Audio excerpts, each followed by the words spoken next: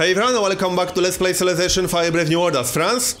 So, I'm going to continue where I left off, which means this is going to be the last part in this series, because I will win this game in no more than 15 turns. If I go to influence screen, I will be influential with America in 8 turns, with Korea in 1, with Spain in 10, with Rome in 4, with the Hans in 5, and with Pakal in 14. So I will most likely win this game in less than 14 turns. My great musician is heading to Palenque, but I might actually get influential with Pakal before my great musician gets there. Korea has absolutely no chance to win this game anymore, because they need several more technologies to be able to build a spaceship, and obviously I can always just attack them, but they do not have all the technologies required for a spaceship, and there's no way they can get them all in 15 turns. That's just not going to happen. I'm still building up a fleet, just in case I'll want to attack them for fun or something. I need 2 more turns to be able to build nukes. As for the cargo ship, let's see. Do I need some modifiers with anyone?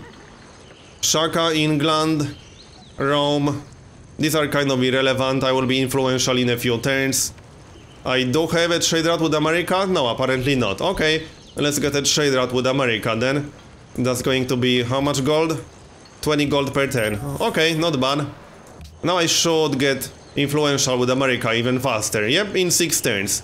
So they will not be a problem at all. Targeting 1, targeting 2. So obviously I will have a new poll up on the channel sometime soon. If there's anything specific you'd like to see, if you want to see any mods for example, then feel free to post any suggestions in the comments below. Just keep in mind that if you suggest any mods, these have to be mods that actually work with Brave New World. Because I had some suggestions of mods that only work with Gods and Kings, for example. I won't be using those. I will only consider mods that work with Gods and Kings, with Brave New World. But feel free to suggest anything that you would maybe like to see. I'll check it out if I have the time, and if I like it, I will include it in the poll. If you want to see any specific maps, then feel free to suggest that as well. I actually took some suggestions from the comments in the last 2 polls, so if there's something interesting, I will definitely use it. The next game is almost definitely going to be on epic speed, or at least it won't be on standard. This game was on standard. The game on standard feels a little bit too much like a sprint or something. It's just over so quickly. I definitely prefer epic speed. It's more fun and it's more strategic, honestly. So the next game is not going to be on standard. Probably on epic, unless I decide to use something other than epic, which is unlikely. I still think epic game pace is the most fun game pace setting in general. Share intrigue, yeah. As I was saying, I do think epic speed is the best balance between game not being too fast, but also not being too slow. So it's not too fast, but it's long enough to give you plenty of strategic considerations, at least more than on standard pace in my opinion. The game on standard speed is just over too quickly, especially on DT, because that's the thing about highest difficulty levels. Games are shorter with DT than they are with, let's say, Emperor. Mostly because, for example, you will get technology cost reduction bonuses faster, because other civilizations will have various techs researched faster, especially in the early game, giving you science cost reduction bonuses. You can use spies to steal these technologies way faster than you would be able to do so on Emperor, for example. So the game on DT is generally shorter than the game on lower difficulty levels.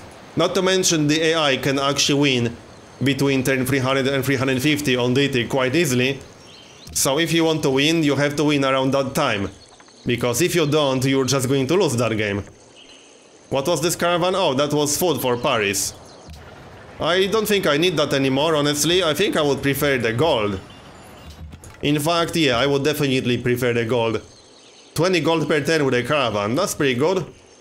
Do I have it straight out with Spain? Let's have a look real quick. Yes, I do. Let's send that to Washington then, just to get the gold. Here's another destroyer. As for the policy, I'm going to grab extra production for coastal cities. I don't really need any tenants. in freedom anymore, and this is going to help me a little bit. I might still decide to attack Korea. We'll see. Just for fun, not because I need to. If I get enough time, I will nuke them. And since I'm influential with them, I would be able to take their cities with no resistance. Is that right? No, 75% reduction. I would have to be dominant, but 75% reduction is still pretty damn good. Alright then. So, research. I don't really need to research anything anymore, but I guess I can research combined arms. I think Pentagon is already gone. Or I could research rocketry and advanced ballistics.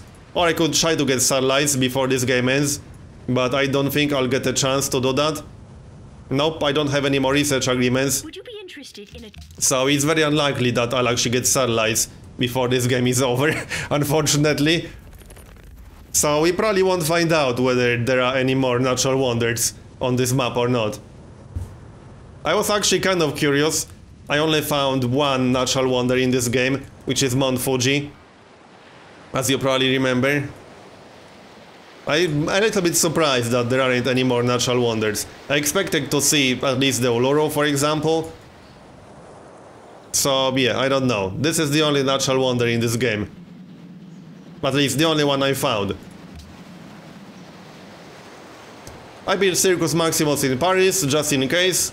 I do actually have quite a few luxury trades, so I could in theory drop into negatives if suddenly all the AIs refused to renew these deals. Oh, there's still an antiquity site over there, okay.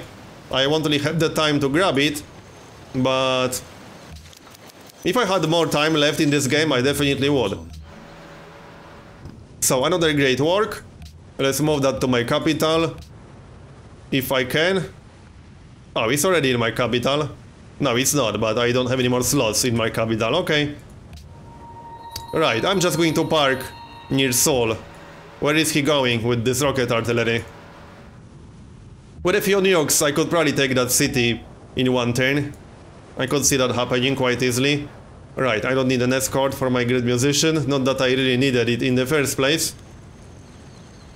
So next, I will get a carrier in 4 turns. I don't really need more than one.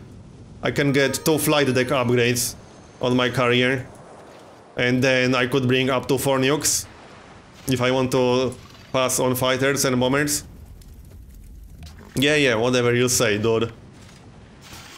So this is technically going to be the first culture victory on my channel.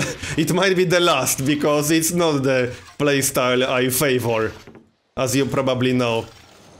And I think this game is a good demonstration why. You can easily go for the entire game without a single war. It's not too hard to manipulate the AIs into wars with each other. And as long as the AIs are at war with each other, they are much less likely to declare war on you. So you can go for the entire game without a single war quite easily. And not to mention, I would be able to defend myself quite easily. It's not exactly hard defending yourself against an AI. Bunkering down is very easy. Definitely easier than attacking. Share intrigue. So, production in Orleans. Oh yeah, I can actually grab the nuke now. That's only 9 turns. I might also grab one in Paris. I could have some buildings, but that's not going to mean... Oh, I don't have enough uranium, or what? Why can't I queue? Oh yeah, I can queue it up, right. I was looking at buildings. So after the mint, and I think that's enough. 2 nukes. I guess I could build 3rd one in Lyon after the battleship, if I really want to. That's 10 turns. Yeah, we can do that. So, any more improvements? I guess I could do something with that jungle, but it's not going to be very relevant. Okay, let's park over here, but not too close. I don't want Korea to get suspicious. Okay, where do I land? I could land here. Is that a railroad on that tile? No. Yes, there is a railroad right here. So let's disembark on top of the railroad, and hopefully I'll be able to actually use that railroad. Problem is, I can't move for civilian units, so that might or might not be a problem. Alright, go here. I got 2 battleships so far, I need a few more. I'm going to need 4 or maybe 5 battleships, then 2 or 3 nukes, and 2 or 3 destroyers. 1 destroyer is enough, but I like to have some extra just in case. And that should be enough to take Seoul. Are they actually building parts? Yep, they are building boosters. But as I said, they don't have enough technologies to actually finish the spaceship. So they will not be able to win this game. Let's have a look at my influence. Yes, accept. I should be getting influential with almost everyone now. So let's see. 1 more turn with England, 1 more turn with Attila. 2 more turns with America. Then I only need 6 turns with Spain and 10 turns with Pakal. Or possibly less turns with Pakal if my spy gets there fast enough. I mean, not a spy, musician I mean. Where did I get that from? I have no idea. Nuclear submarine. If I'm going to declare war on Korea, I'm going to need some more basic defenses in my cities. Possibly 1 or 2 more artillery units with accuracy bonuses or something like that. That's a lot of deals. Let's see, can we get some decent deals? Silk for copper? Sure, why not? I can grab that. Washington won't sell open borders. I don't really need that anymore. Can I sell some votes? Probably not. I don't think I can sell votes to Washington. No, I can get embassy, I suppose. I don't think that's going to change a lot. Suppose I must. Yes, you must. Nope, he won't sell open borders. Whatever. What about Pakal? Can't sell anything. Right, it doesn't really matter. Destroyer. I have to say, I did quite enjoy this game, even with no wars. And even though this is not exactly the playstyle I favor the most, it was interesting to get at least 1 culture victory. And I'm glad it happened. Would this be doable on DT? Yeah, easily. I would just have to optimize a few things a little bit more, and it would be fairly easy to get a culture victory around turn 310, 320. Problem is, culture victory is a little bit too dependent on your starting conditions, on the map in general, on what AIs are in your game. It's definitely more dependent on map conditions than other victory types, specifically domination and science. You can get either domination or science on pretty much any map. I've not seen a map, like ever, where it wouldn't be possible to get either domination or science, but it is possible to not be able to get culture on specific maps and with specific AIs in the game, or at least it's much harder. So the way I see it, domination and science are 2 victory types that are less luck dependent, so to speak. And they are more fun. Attacking is definitely harder than defending, and hey, war is fun. I always enjoyed it. So that's pretty much the reason why I enjoy domination. It's just more fun than sitting around and bunkering down. Okay, I need to get influential with 2 more civilizations. So that's going to happen in how many turns? I'm going to win as soon as my great musician gets to Pakal, or in 7 turns. Let's see. He needs 4 more turns. So I'm going to win in 5 turns. Unless some kind of major disaster happens, but it's pretty much impossible to stop me now. And I don't think I'll have time to actually declare war on Korea. I would have to buy nukes for gold, and I would have to get my carrier over there. My carrier is going to complete on the next turn. Yeah, I don't think I'll have a chance to actually declare war on Korea. So I went for this entire game without a single war. Did we actually have a single war in this game? No, we did not. I expected England to attack me at one point, but I would be able to defend myself just fine. Especially with these 2 city-states blocking the way, and with this insane choke point over here. That choke point would be so easy to defend. Trading post or something. I don't really need any more improvements. There's a carrier, so I can grab flight deck 1, flight deck 2, and now I can carry up to 4 nukes. And the worker will just sleep. I'm still moving to Korea, just in case I'll actually get a chance to do something, but that's unlikely. World ideology, no, I don't want order as the world ideology. It's also a little bit odd that I didn't get to propose anything in the World Congress. That's usually not what happens, but whatever. Okay, 2 more turns. Not really, I don't need to buy cotton anymore. So, when someone asks me about culture victory again, I'm probably going to point him to this game. I'm unlikely to go for culture victory again in the near future. Because, yeah, I just enjoy war a lot more. This is probably what I'm going to do in the next one. I'm not saying the next one will be strictly domination, but it will have wars. I miss those. And as I said at the start of this game, if you have any suggestions, something you'd like to see, feel free to post it in comments below. I will use interesting ideas in the next poll. And yeah, I'm at -5 happiness actually. Now I have to buy some luxuries. I can do that with England, with Pakal. Let's see. I can trade silk for truffles. And then I can trade... Where's England on this list? And I can trade with England. So let's actually buy sugar, I suppose. I can buy that for 9 gold per 10. I can just buy all of their luxuries for 9 gold per 10. It's not exactly a big deal. And I'll buy the crab for 9 gold too.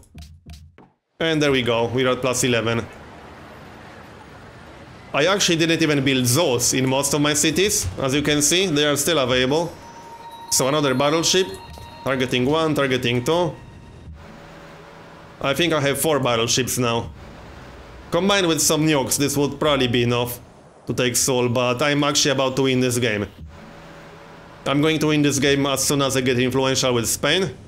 I'm going to win in 2 turns, since that great musician will easily make me influential with Pakal.